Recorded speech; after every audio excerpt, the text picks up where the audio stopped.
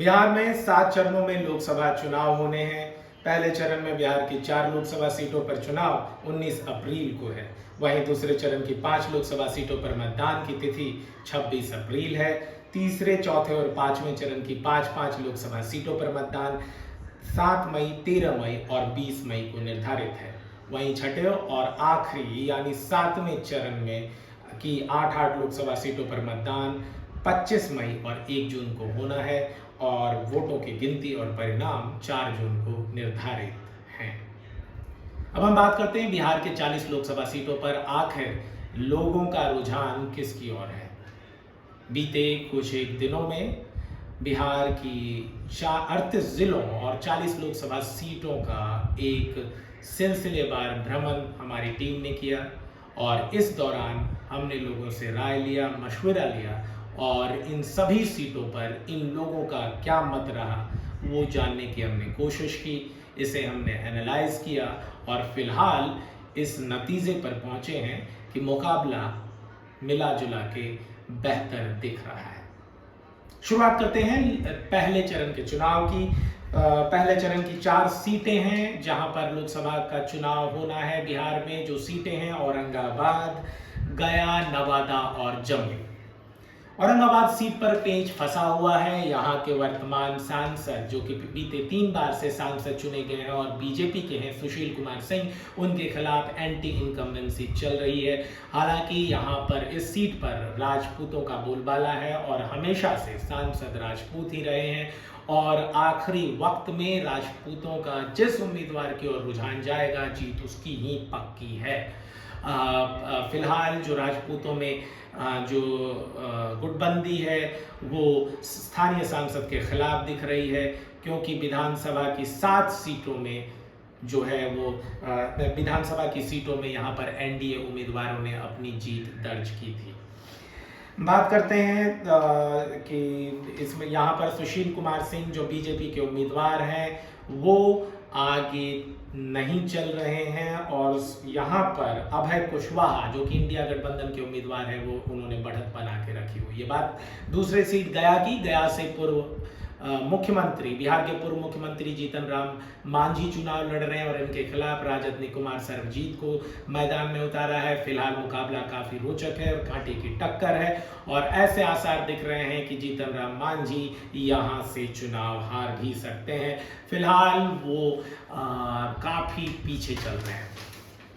तीसरी सीट नवादा पर नजर डालें तो यहाँ राजद के श्रवण कुशवाहा बीजेपी के विवेक ठाकुर पर से आगे चल रहे हैं, उन्होंने बढ़त बनाई हुई है। और चौथी और आखिरी सीट जो पहले चरण की 4 लोकसभा सीटों में शामिल है वो है जमुई, जहां से लोजपा उम्मीदवार ने बढ़त बनाई हुई है और ये सीट उनके निकालने की काफ़ी प्रबल संभावना दिख रही है। और यहाँ से आरजेडी की अर्चना रविदास पीछे चल रही है।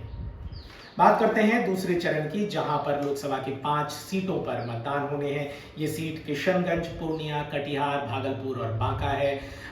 शुरुआत करते हैं किशनगंज सीट से। यहाँ पर जो राहुल गांधी हैं उनका भारत जोड़ो अभियान भी शुरू हुआ था और ये सीट फिलहाल एक बार फिर से राजद कांग्रेस के खाते में जाती नजर आ रही है। ये सीट इंडिया गठबंधन निकाल रही है। वहीं पर बात करें अगर हम कटिहार सीट की तो यहाँ से तारिक अनवर कांग्रेस के उम्मीदवार हैं और इस बार उन्होंने अपनी बढ़त बनाई हुई है। हालांकि इन दोनों सीटों पर मुकाबला रोचक होने की संभावना है, लेकिन दोनों सीटें कांग्रेस निकालती हुई फिलहाल नजर आ रही है। अब बात करते हैं भागलपुर सीट की। भागलपुर सीट से कांग्रेस के अजीत शर्मा काफी पीछे चल रहे हैं और यहां से जदयू के अजय कुमार मंडल ने बढ़त बनाई हुई है। बांका सीट जहां लालू के काफी करीबी जयप्रकाश नारायण यादव को फिर से मैदान में उतारा गया है, वहीं जदयू से गिरधारी यादव अपनी ताल ठोक रहे हैं। फिलहाल गिरधारी यादव ने बढ़त बनाकर रखी हुई है। हालांकि आखिरी मौके पर यह मुकाबला काफी रोचक होने की उम्मीद है।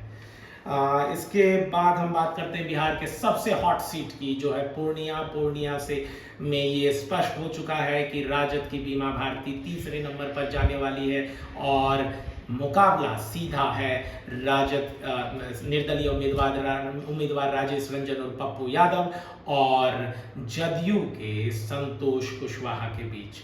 फिलहाल राजेश रंजन और पप्पू यादव ने बढ़त बनाई हुई है और कुशवाहा नंबर 2 पर नजर आ रहे हैं। अब हम बात करते हैं तीसरे चरण के 5 सीटों की, जो जिसमें कि सुपौल, मधेपुरा, झंझारपुर जो है वो एनडीए के खाते में जाती हुई दिख रही है। वहीं खगड़िया और अररिया सीट इंडिया गठबंधन के खाते जाती दिख रही है। यहाँ खगड़िया के से सीपीआईएम के संजय कुशवाहा और अररिया से आरजेडी के शाहनवाज चुनाव जीत रहे हैं। बात करते हैं चौथे चरण की। चौथे चरण में भी 5 सीटों पर मतदान है, जिसमें दरभंगा, उजियारपुर और समस्तीपुर पर एनडीए की बढ़त है और बेगूसराय और मुंगेर में हल्की फुल्की फाइट है। फिलहाल मुंगेर में जदयू और बेगूसराय से सीपीआई के अवधेश कुमार राय आगे चल रहे हैं। बात करते हैं 5वें चरण के 5 लोकसभा सीटों की, जहां पर चुनाव होने हैं। उसमें शामिल है सारण, जो कि राजद के खाते में जाती इस बार दिख रही है। यहां से लालू प्रसाद की बेटी रोहिणी आचार्य ताल ठोक रही हैं और वो स्थानीय सांसद राजीव प्रताप रूडी के खिलाफ चुनाव लड़ रही हैं। इस बार फिलहाल अब तक की स्थिति के अनुसार रोहिणी आचार्य ने बढ़त बनाई हुई है। हाजीपुर सीट एलजेपी के खाते जाती हुई दिख रही है। एलजेपी ने फिलहाल बढ़त बनाई हुई है। वहीं सीतामढ़ी और मधुबनी से लालू के 2 पुराने धुरंधर राजद के टिकट पर ताल ठोक रहे हैं। फिलहाल दोनों ही उम्मीदवार पीछे चल रहे हैं। वहीं मुजफ्फरपुर सीट एनडीए जीत रही है। और अब हम बात करेंगे छठे चरण के चुनाव की। बिहार में छठे चरण के चुनाव में लोकसभा के 8 सीटों पर चुनाव है, जो कि 25 मई को होना है। यहाँ वाल्मीकि नगर, पश्चिमी चंपारण और पूर्वी चंपारण सीट फिलहाल एनडीए ने इन तीनों सीटों पर बढ़त बनाई हुई है और जीत रही है। वहीं शिवहर में आरजेडी ने बढ़त बना ली है। वैशाली सीट एलजेपी के हिस्से जाता हुआ दिख रहा है, हालांकि यहाँ फिलहाल काफी टफ फाइट है। वहीं सिवान सीट जेडीयू के हिस्से जाती हुई दिख रही है। यहाँ से निर्दलीय उम्मीदवार के तौर पर हिना शहाब के खड़े हो जाने के कारण स्थितियां राजद के प्रतिकूल दिख रही हैं। वहीं गोपालगंज और महाराजगंज सीट भी वर्तमान परिदृश्य को देखें तो एनडीए के खाते जाती दिख रही है। बात करते हैं आखिरी चरण के 8 लोकसभा सीटों की, जिन पर की मतदान 1 जून को होना है। इसमें नालंदा, पटना साहिब सीट एनडीए जीत रही है। वहीं पर आरा में इंडिया और बक्सर में एनडीए गठबंधन ने बढ़त बनाई हुई है। दोनों जगह पर काफी टफ फाइट फिलहाल दिख रही है। वहीं काराकाट सीट सीपीआई एमएल के खाते जाती हुई नजर आ रही है और उपेंद्र कुशवाहा यहां से पिछड़ते हुए नजर आ रहे हैं। निर्दलीय प्रत्याशी भोजपुरी गायक के खड़े हो जाने के बाद स्थितियां थोड़ी बहुत बदली हैं। वहीं जहानाबाद सीट, जहां पिछली बार राजद के उम्मीदवार 2000 से भी कम मतों से पराजित हुए थे, वो बढ़त बनाए हुए हैं और इस बार ये सीट राजद के खाते जाती हुई दिख रही है। वहीं सासाराम सीट पर फिलहाल बीजेपी की बढ़त है और पाटलिपुत्रा सीट पर, जहां से लालू की बेटी मीसा भारती चुनाव लड़ रही हैं, वहां भी फिलहाल बीजेपी ने बढ़त बनाकर रखी हुई है। तो संक्षेप में देखें तो बिहार में 40 लोकसभा सीटें हैं, 7 चरणों में चुनाव है, 4 जून को परिणाम है। वहां पहले चरण में अगर हम देखें तो इंडिया गठबंधन इकलौता एक चरण है जहां पर बढ़त बनाती हुई दिख रही है। 3 लोकसभा सीटों पर बढ़त बनाई है। वहीं पर बीजेपी या एनडीए गठबंधन को 1 सीटें मिलती हुई दिख रही है। दूसरे चरण में राजद के इंडिया गठबंधन को 2 सीटें और एनडीए गठबंधन को भी 2 सीटें मिलती हुई दिख रही हैं। 1 सीट निर्दलीय के हिस्से जाती दिख रही है, जो बिहार के पूर्णिया की सीट है, जहां से पप्पू यादव चुनाव लड़ रहे हैं। और इस चरण में 5 लोकसभा सीटें आती हैं। तीसरे चरण में इंडिया गठबंधन को 2 सीटें, एनडीए गठबंधन को 3 सीटें मिलती हुई नजर आ रही है। यहाँ पर बीजेपी नीत एनडीए गठबंधन ने बढ़त बना ली है। चौथे चरण में इंडिया गठबंधन को महज 1 सीट मिलती हुई दिख रही है, वहीं एनडीए गठबंधन को 4 सीटों पर बढ़त दिख रही है। वहीं पर 5वें चरण में भी इंडिया गठबंधन को 1 सीट पर बढ़त दिख रही है, वहीं एनडीए गठबंधन को 4 सीटों पर बढ़त दिख रही है।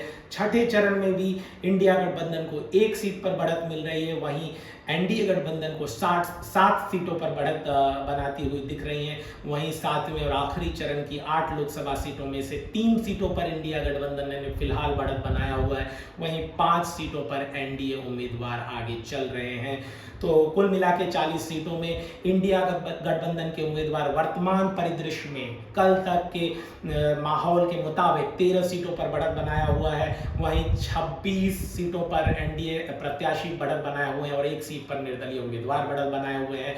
वहीं पर अगर ये वोट स्विंग जो कि फिलहाल एंटी इनकम्बेंसी केंद्र सरकार के खिलाफ, एंटी इनकम्बेंसी स्थानीय सांसद के खिलाफ और जो कास्ट फैक्टर है वहाँ के उम्मीदवार के कास्ट को देखकर जो माहौल बना है उसके खिलाफ जो है इंडिया गठबंधन को थोड़ा सा रुझान मिल रहा है, स्विंग वोटों की दिख रही है। हालांकि 1 से 3% स्विंग दिख रही है और यही स्विंग अगर मोदी की रैलियों के बाद और स्थानीय नेताओं की पुरजोर कोशिश और एनडीए के घटक दलों के बड़े बड़े नेताओं के कैंपेन करने के बाद अगर स्थितियां बदलती हैं तो माहौल ये हो सकता है कि इंडिया गठबंधन 8 से 10 सीटों तक सिमट सकती है, वहीं 29 से 31 सीटें जीत सकती है एनडीए गठबंधन और 1 सीट पर निर्दलीय उम्मीदवार को जीत मिलती हुई नजर आ रही है।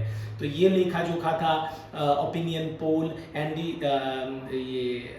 न्यूज़ ट्रायल भारत की, जो बता रही है कि मुकाबला फिलहाल जो है वो रोचक है और कमतर नहीं आंका जा सकता है इंडिया गठबंधन को। आने वाले दिनों में ऊंट किस करवट बैठेगा ये तो आने वाला वक्त ही बताएगा। फिलहाल माहौल काफ़ी गर्म है, सियासत का ही माहौल और चुनावी माहौल ही गर्म नहीं है, ये पारा भी चढ़ता जा रहा है।